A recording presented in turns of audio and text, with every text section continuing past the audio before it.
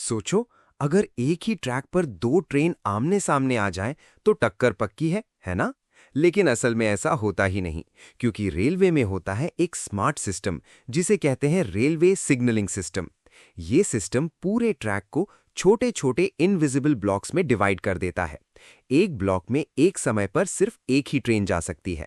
जैसे ही कोई train block में एंटर करती है, पीछे वाली ट्रेन ऑटोमेटिकली रेड सिग्नल पर रुक जाती है, और जैसे ही आगे वाला ब्लॉक खाली होता है, सिग्नल ग्रीन हो जाता है। मतलब ट्रेन्स ड्राइवर से नहीं, बल्कि एक इनविजिबल सेफ्टी सिस्टम से कंट्रोल होती हैं। अब बताओ, टेक्नोलॉजी कमाल है या जादू?